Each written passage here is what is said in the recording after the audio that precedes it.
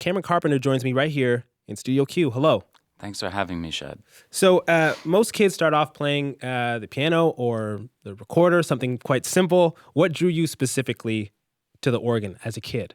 Well, it was the look of the instrument, actually. I saw the thing in a childcraft encyclopedia, and it seemed to me to be a machine.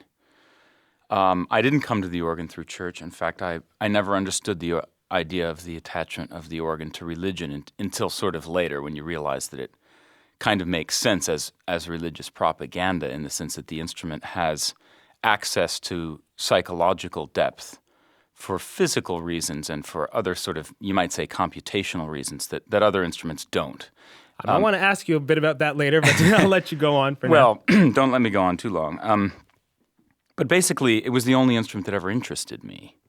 And it all comes from the concept of energy and time that you access in the playing of the organ. And it's not too much of a stretch to take it from there to seeing the instrument as a kind of symbol for the universe, for its chaos and its order and its structure.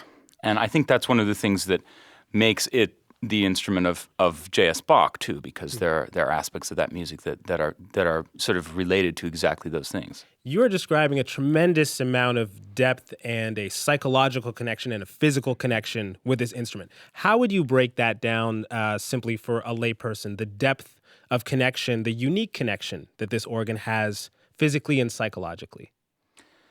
Well, I'm not sure that it does break down for the layperson, really. I mean, I'm not sure that I understand it. What did you grasp as a kid? Well, as a kid, it just hypnotized me. Okay. Later, I was able to sort of, I wouldn't have been able to put it into words when I was 4 years old, but it's like touching time, I guess you'd say, because every other instrument, and the human voice for that matter, percussion, really anything, the piano is a great example. When you strike or otherwise activate a note, it will begin to decay immediately or soon thereafter. Mm-hmm. And even a note, that's held, for instance, on the clarinet or the trumpet, obviously can't be sustained indefinitely because it's directly proportional to human stamina. Mm-hmm. You have to invest energy in it, in other words. With the organ, that's not true because the source of energy that is generating the musical and therefore the emotional impact is outside of the question of the performer's body. It's not tied to human stamina. Mm-hmm. And so it's tied to the machine. Well, it comes from the machine. It comes from electricity or from at least a third party, you might say. And it always has been so. And so the player's musical decisions need not be influenced by their own stamina or even by their own ideas of, the available energy, the sort of time you have left in your own body, you might say. The physical limitations. Yes, and because it transcends those physical limitations, it gives you access to, you might say, a psychological range of possibilities that no other instrument has, and that is why it has intimations of the eternal, not because of sort of post-Reformation attachments to Christianity. So Cameron, when did you first realize that you wanted to put your own spin on traditional arrangements? Well, I wouldn't say that it's my own spin exactly. I mean, I actually don't have an agenda to transform the organ or anything like that. It's just that I feel compelled to play it in a way which is outside of academia, you might say. Okay. But I wouldn't really describe it as non-traditional. It's just that it belongs to a tradition which isn't of this time. Classical music today has become a matter, I'm sorry to say, largely of orthodoxy. And as an atheist, of course, I've always been distrustful of orthodoxy in any form. So it's a little ironic that I play the organ maybe. But it's actually quite helpful because particularly when you're confronted with an instrument like the organ, which in my view is exactly the opposite of metaphysical, but in fact one of humanity's shining attainments in the matters of logic and reason, and is a kind of musical calculator, then the great thing about it is that it throws back all of the certainty, all of the responsibility for all of the musical decisions entirely onto the personality of the person playing it in a way which no other instrument does, because the organ is self-referential. It creates its own sort of musical universe. both mechanically, physically, and in the mind of the listener. And so the question of what did I want to do with the organ, because I view the organ as being sort of outside of classical music in some ways, sort of like the saxophone, and also because I'm outside of the tradition of the organ, both politically and personally, I actually had simply a lot more freedom to do what I would. And so, for instance, the American theater organ, one of the few secular flowerings of organ building in history, influenced me in ways that it might not for a person growing up, say, in the Anglican tradition. Did any individuals influence the way that you think about your instrument and how you approach it? Oh, very much. Susan Sontag and Christopher Hitchens are two of the thinkers who've been very important to my understanding of both how to question established ideas, and which, again, in the organ, you're talking about an instrument 2,600 years old with, say, 500 years of recent history. So that kind of covers Western music. So it's important to be able to question those things. The great inventors are very important to me, particularly Nikola Tesla, because the organ itself is tied inevitably to technological innovation. In fact, as much as we think of it as a traditional instrument, it is defined over centuries by late-breaking progress and application of emerging technologies, whether that's the evolutions that happened in the French Romantic organ in the 19th century, or things that happened in the time of Bach. The organ, until 1877, was actually always at the vanguard of technology, and in fact, until the invention of the telephone exchange, was the most complicated man-made device, not just musical instrument. So to see that the organ would eventually cross the digital divide, to me is absolutely not radical, but simply a logical continuation of a kind of mechanical evolution, by the way, not a bad argument for natural selection in a sense, that was foretold by centuries of what we now think of historically as traditional organ building. Well, let's talk about the organ moving into the digital age. As I mentioned, your creation is the International Touring Organ. It lets you get a large stationary instrument outside of churches and recital halls and take it on the road. Can you describe a little bit about how it works? Yes, well, the organ, the International Touring Organ, like all organs, is a large and extremely complex machine. It's a machine which, also like all organs, works in some ways in the mathematical domain, which is to say that it's, again, like all organs, because I view it as a traditional organ, which I think that it is, it's essentially a kind of musical apothecary. All organs operate in such a way that they are binary. So every musical decision is a yes or no. Another way in which, by the way, the organ sort of foresaw the digital reality of today.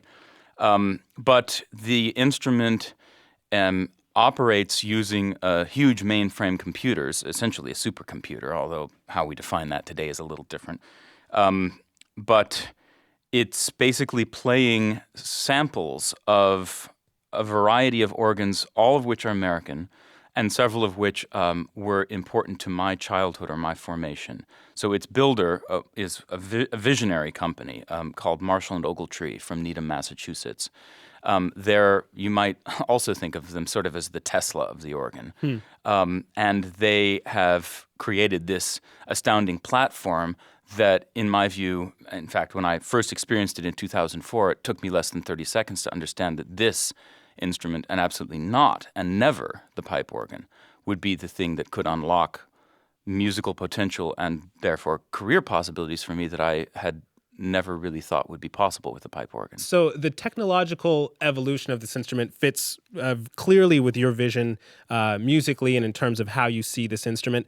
What about the fact of being able to take it on the road? How does that fit with your vision of the instrument and your career as a musician? Well, that's sort of the most important thing about it, in a way, other than it's a great organ.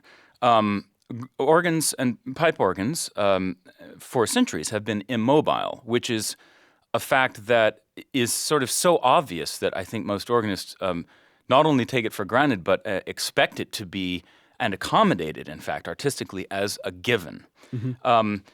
It's almost also vulgarly obvious, I think, that at a stroke, that fact at a stroke, sort of disincludes the organist from any chance at really competing in the global commerce of music making in the 21st century. A person has to be able to play in South Korea and in South Carolina at the same level that they're playing for the audience which has learned about them online. And when you have two unique instruments in those places, when those instruments have nothing in common, and when you have no personal history with either, and have to sort of, you might say, start from zero on a number of fronts just before you can play intelligibly on those instruments, then you have no chance to actually participate as a global musician. Now, some people would say there's a certain magic to that. Oh, there's an incredible multiplicity to the organ, to the pipe organ, which has always been part of its reality and which we should never, and I never would advocate for losing. And at any rate, we're never at a risk of losing that. I mean, the multiplicity of the pipe organ and its ardent adherents will be with us until Armageddon. But what that does not give us is a chance for the organist to have a consistent voice today. And it doesn't seem to me that the great and obscenely expensive flowering of concert hall pipe organs in the last 30 years, which, by the way, we will see in our lifetimes as an extravagance out of F. Scott Fitzgerald, has done anything for the career of the organist. And when we talk about the future of the organ, that topic is a moot point. The only substantial discussion that can follow from that is a future of the organist discussion, and that is a future that has to be accessed through technological means. Well, you've been able to tour, you've been able to connect with audiences, and actually you make a point of spending time, sometimes up to an hour, with fans before concerts. What do they tell you about what they're connecting with in terms of what you do? Oh, well, it runs the gamut. There's an enormous curiosity about the instrument. I think there should be. The organ has not really had, as far as I'm aware, an atheist voice or an outsider voice. It has had a great number of queer voices. And as a bisexual person and as something in a minor way of an advocate for GLBT causes, I'm very interested in that history because for instance, because of the role of for something just as obvious as women in classical music, the phenomenon of the woman organist is something that only really came before the public, you might say, with Nadia Boulanger in the 20th century. So it's also a place where outsider voices have a definite history, but perhaps because of the organ's, well, not perhaps, definitely because of the organ's attachment to Christianity, a lot of suppression of those voices. Those are conversations that I very much enjoy getting into with people. I rather less enjoy the sort of dispute of the issue of the digital organ versus the pipe organ because it's not ever really more productive than you might say, disputing the benefits of the LP or something like that. It's a great discussion if you're interested in the medium. But to quote a great Canadian, or to reference at least that great Canadian Marshall McLuhan, and I can't enter a building that has something named after Glenn Gould without thinking of Marshall McLuhan, it's a medium or the message type discussion. And in fact, I think the message is really more important in this case. And you're more interested in the political conversations and the personal conversations. Oh, sure. I mean, because music and my musical discussions. I mean, I'm thrilled to always get into a musical discussion when I can. But musical issues are very personal, and as a person who, I wouldn't say goes against musical traditions or anything like that. Like I said, I actually consider myself a rather traditional performer. It's just a tradition that comes from the earlier part of the 20th century when the lines between improviser and composer and virtuoso and interpreter were more blurred than they are now. We live in an age of specialization as far as classical music is concerned. But as you said earlier, you fall outside of the norm personally and politically when it comes to classical music. So is part of your mission to kind of shake up the world that you belong to in terms of classical music? No, that would be a pointless mission in and of itself. It would be a nice byproduct, and it's I think observable in a small way. But I mean, I hate to say I know my place, but I play the organ, of course. I don't expect to create a worldwide revolution or anything. I want to create an instrument that helps the world to move on to accepting the digital organ as an artistic, not only a reality, not only a shining and important resource, but an inevitability, an inevitable continuation of the legacy of the pipe organ, its 2,600 years of history, and that those things not be seen as at war, but in fact as the friend of the musician and therefore of the listening public to the degree that it still exists. And that's a sort of minor revolution in itself. But the other thing is that I'm a musician and I'm a performer, and I want the chance to do that work. I've been very lucky, and I'm incredibly grateful to have had some chances and some opportunities to do that. And those are chances and opportunities that the infrastructure of the pipe organ cannot provide. Well, we've been talking a lot about the digital organ, but what about in terms of presentation? You're a stylish gentleman. I can attest to that. Thank you. Now. You're standing in front of me right here. I'm going to guess that's a little bit more rare in the classical world, this sort of your presentation? Again, actually not. Rather the opposite. I mean, the great Italian pianist Ferruccio Busoni went on stage in sequence. I think the idea, you got to remember that, or perhaps people aren't aware that the idea of classical music that we have today is not actually that influenced by the 18th and the 19th century. It's influenced by the 1950s and by the height of the era of classical music as a mark of establishment and refinement. But you're still challenging that. Well, that I think hardly has to be challenged. It's on its way to extinction under its own steam, and I think it should be. The idea of classical music as somehow staid or rare, or somehow divided from the fabric of human experience is totally at odds with its content, and it's a matter of historical opinion whether it would have been. How Beethoven or Mozart or Handel or Liszt would have seen that, but we know from their lives that they were commercial musicians and that they considered their work entertainment. As classical music should be considered, all classical music is entertainment, and all classical music is also indelibly tied to commercial issues, whether it's the production of opera, the purchase and the ownership, and therefore the relationship between instrument and musician, or any one of a myriad other issues. And it doesn't require it doesn't imply some diminution of artistic integrity to view it as such. So it's when you talk about image, it for me is less a matter of marketing than actually simply a consistent maintenance of personality rather than its repression or its regulation. Because, of course, it's that personality that we actually come to hear.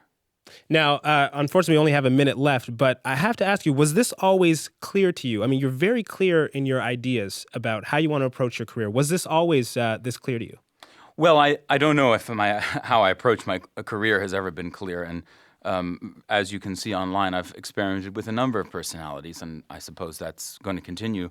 But my wish to perform and my conviction that the organ was, and to some degree is, headed in a non-sustainable direction has been obvious to me since I was about 6. Fascinating. Thank you so much, Cameron. Thank you, Shad.